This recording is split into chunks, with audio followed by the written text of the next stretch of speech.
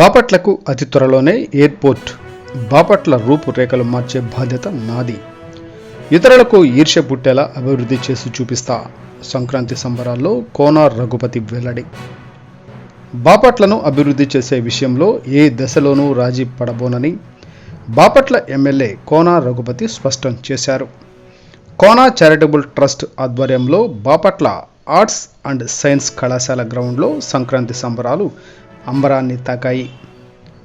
జబర్దస్త్ చెమ్మక్ చంద్ర మరియు బృందం comedy show, ప్రఖ్యాత గాయకులు భీమ్స్ పర్యవేక్షణలో సింహ, వరం, రమ్య బెహ్రా, సాకేత్, మాళవిక తదితరుల సినీ సంగీత విభావరి అందరినీ ఆకట్టుకుంది.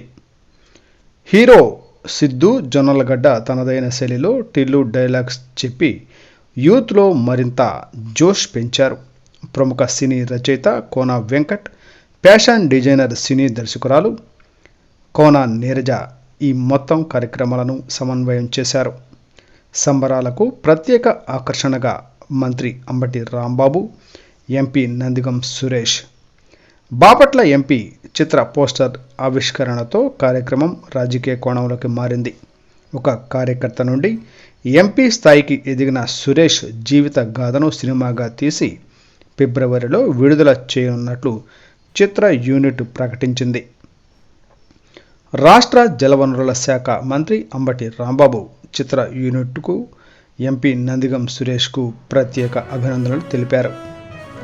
బాపట్లను అభివృద్ధికి తాను కట్టుబడి ఉన్నానని, ఆ బాధ్యత తనదేనని బాపట్ల ఎమ్మెల్యే రఘుపతి నొక్కి వ్యాఖ్యానించారు.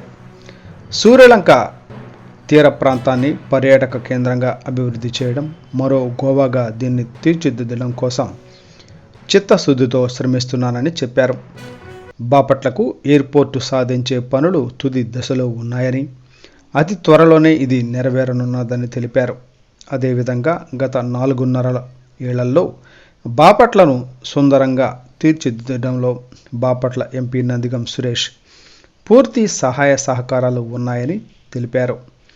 రాబోయే ఎన్నికలలో ఎమ్మెల్యేగా తాను, ఎంపీగా నందిగం సురేష్ బరిలో ఉండనున్నట్లు తమను మరోసారి ఆదరించి ఆశీర్వదించాలని విజ్ఞప్తి చేశారు.